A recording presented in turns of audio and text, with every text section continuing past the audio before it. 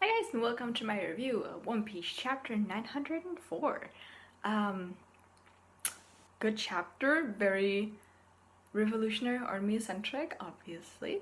Um, I'm not gonna talk too much about it, I think, because I did say a lot of my thoughts in yesterday's video, but I just wanted to now we've had some time to think about it and I've talked to you in my comments, so yeah, just some final thoughts and just because I want to talk a little bit more about it. Um, But yeah, it was really, really good, and I said that's in my live reaction, but I'm really happy that the Revolutionary Army, when Blackbeard came to attack their island, they just decided, let's move. We can, that's fine. So they just moved to Memorial Island. That was that's a really cool place. I want to see more of that, so that's really cool. And we got to see some of my favorite characters like Inazuma, Iwa-chan, and I love them so much. But the most important part of the chapter is the new four commanders of the Revolutionary Army that we meet, as well as how they're introduced. Because I really like how they're introduced in comparison to pirates or marines. Like pirates will often be introduced by terrorizing a city or doing something for their own gain or something like that, while Marines will often be introduced by saving someone or beating someone up like a pirate or something like that, right? But here we have, and I'm not the first one to point this out, obviously, but we have the Revolutionary Army who come while a pirate is terrorizing the place, because that's his introduction. Um, and instead of fighting the pirate off, they assist the townspeople, but ultimately they give them the power that they need to fight themselves, because that's what the revolution is all about, like standing up for yourself and fighting for the injustice that is being served to you. So that's really, really nice, because it sets them apart, it sets their agenda apart.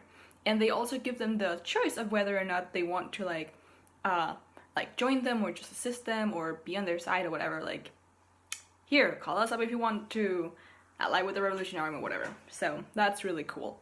Um, but the four commanders, I talked a lot about this in my live reaction because I really, really love how insanely different they all are.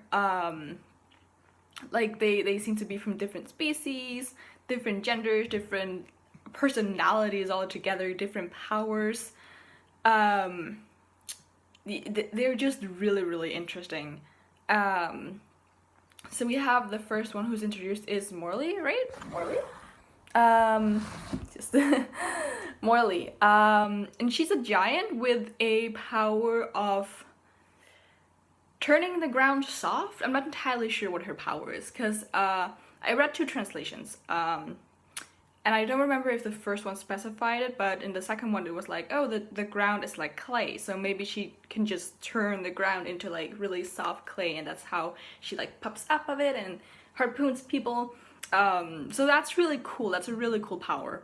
Um, yeah, I just I really like her design.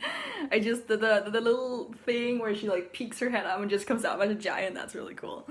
Then we have Betty, who I've had some really interesting comment being like, oh, maybe she could be a guy, but after reading more about her and reading the chapter again and seeing I read on the wiki all the people she's supposed to maybe not represent but be a parallel to. I'm for now gonna be of the mind that she is a woman. Um, Although there were some really interesting parallels, like how she dresses like Smoker did when he was inside Toshika's body, how bello means man or something in, what was it, Spanish, Portuguese, something like that. So there wasn't really compelling arguments, and it would be really interesting. But for now, because she represents these revolutionary female leaders, I'm gonna assume she's female. But I might be proven wrong, but it would good parallels. And I mean, gender is fluid, so who cares? Then we have Lindbergh. I love inventors. I love scientists, and just seeing the science progress in the One Piece world, I think is really interesting. And I want to know more about what he's has he been at the head of something that we've seen, like an invention, or like have we seen his I don't want to say trademark, but his his impact on the world through like inventions and stuff. Because obviously the Revolutionary Army has a huge influence.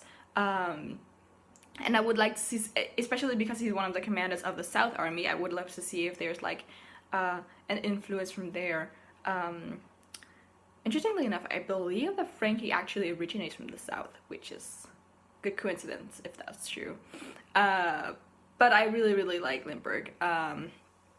For now, I just want to see more of his inventions. Because I just really, really love that kind of stuff. Because there's so much potential for this world to just build itself and its technology.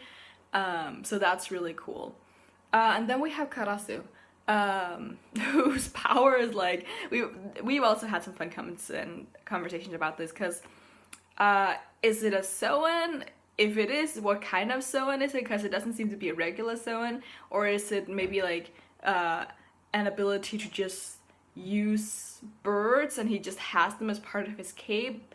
Because there are panels where it could be like up for interpretation whether it's his like clothes that's turned into birds, or if it's his clothes and himself. Like, because the panels are small and kind of vague, and it could be either one of them.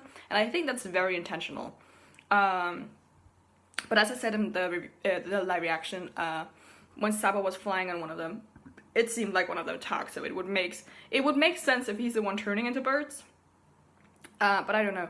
But one of the things that it could be, in my unprofessional point of view, it could be a mythical Soen. Because there are a lot of, I don't want to call them like folklores or folk tales, but like there are a lot of stories in Japan where crows have like a role. There's like the one story about the boy and the girl who were separated by a river, and once a year they could meet each other, and the crows would like form a bridge to let them meet on that one day, but they couldn't form a bridge if it rained. I don't know if you know that story, but it's like for like a festival they have in Japan where they celebrate that story and the two lovers who meet.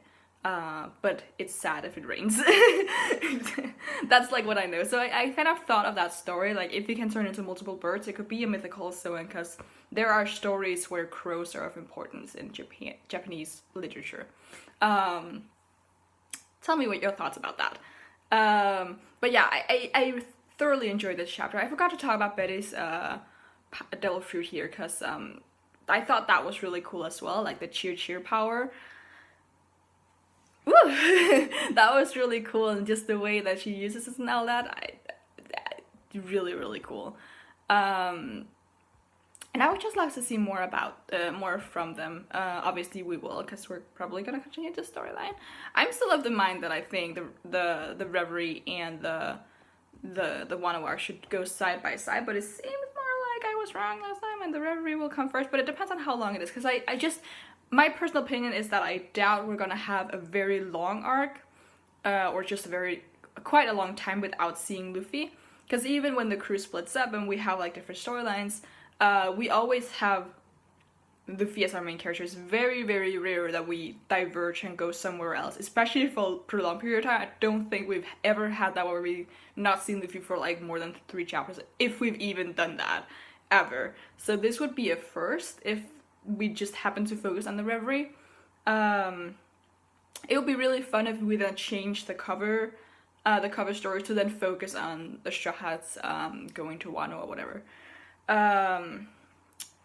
But yeah, I'm interested in seeing how that will play out, because I want the Reverie to be like a relatively long, not like super long, but I want to know a lot more about how everything is going down.